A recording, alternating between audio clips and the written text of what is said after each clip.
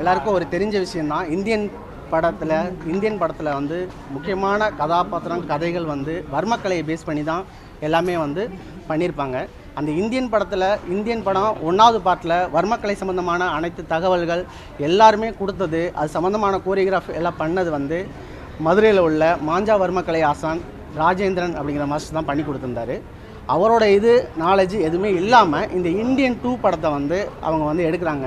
இந்த இந்தியன் 2 படம் எடுக்கிறதுலேருந்தே அவங்க வந்து அப்ரோச் பண்ணி இது மாதிரி வர்மக்கலைங்கிறது வந்து ஒரு புராதன கலை, அதை சரியான விதத்தில் மக்கள்கிட்ட கொண்டு போகலைன்னா அந்த கலை வந்து வேறு மாதிரியான நிகழ்வுலையோ அந்த கலையை பற்றின தப்பான அபிப்பிராயமோ மக்கள்கிட்ட போய் சேர்ந்துடும் அப்படிங்கிறது தான் அவங்களோட மெயின் கருத்து.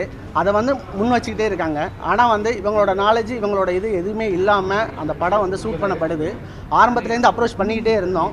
ஏன்னா அந்த படத்தில் யூஸ் பண்ணுற முத்திரைகள் எல்லாமே இந்த வர்மக்கலை ஆசான் தலைமை ஆசான் ராஜேந்திரன் அவரோட புக்கில் தெளிவாக அந்த முத்திரைகளுக்கு வடிவமும் அந்த வர்ம முறைகள் எங்கே தாக்குனா என்ன பாதிப்பு ஏற்படுங்கிற முறைகளும் அந்த புக்கில் தெளிவாக இருக்குது. இந்த புக்கை வச்சு தான் ஏற்கனவே டிஸ்கஷன் பண்ணி இந்த இந்தியன் 1 படம் எடுத்தாங்க.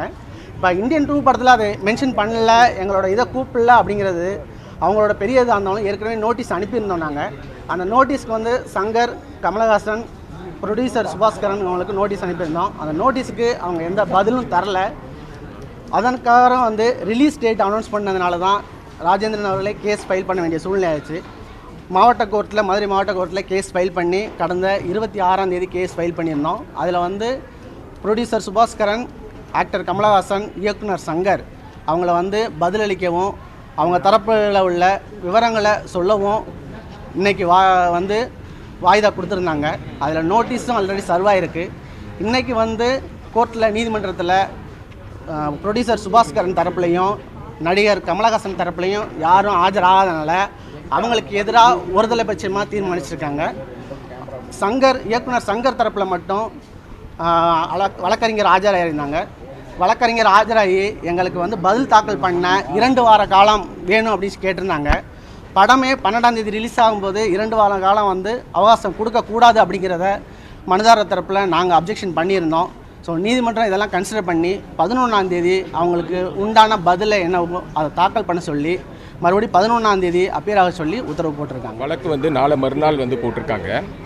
இந்த வழக்கு வந்து ஆக்சுவலி தவறான வழக்கு. அவரோட பிளேன்லேயே அவர் சொல்லியிருக்காரு இந்த மூவிக்கு வந்து அவரோட சர்வீஸஸை அவைல் பண்ணலன்னு சொல்லிட்டு. இன்ஃபேக்ட் வந்து ஏற்கனவே இந்தியன் மூவியில் கூட வர்மக்கலை தகவல்னு மட்டும்தான் அவரோட பேர் போட்டிருக்கே தவிர வேறு எந்த சர்வீஸும் பண்ணல. அவராகவே சொல்லியிருக்காரு 2017 நான் வந்து இதை அப்ரோச் பண்ணேன், 2024 ஜனவரி மாதம் நோட்டீஸ் கொடுத்தேன்னு சொல்லியிருக்காரு. ஆனால் 4 மாதம் கால கடந்து கோர்ட்டுக்கு வந்தது வந்து ஒரு எக்ஸ்ட்ரேனியஸ் சர்க்கம்ஸ்டன்சஸில் எக்ஸ்ப்ளாய்ட் பண்ணுற மாதிரி தெரியுது. இது ஒரு முழுக்க தவறான வழக்கு. நம்ம ஜட்ஜுக்கிட்ட எல்லாத்தையும் சொல்லிட்டோம். அவங்க ரொம்ப இன்சிஸ்ட் பண்ணதுனால பிளேண்டிஸ் தரப்பு இன்சிஸ்ட் பண்ணதுனால நாளை மறுநாள் போட்டிருக்காங்க. நாங்கள் எங்கள் கவுண்டரை வந்து தாக்கல் பண்ணிடுவோம். செய்திகளை உடனுக்குடன் தெரிந்து கொள்ள உடனே சப்ஸ்கிரைப் பண்ணுங்க.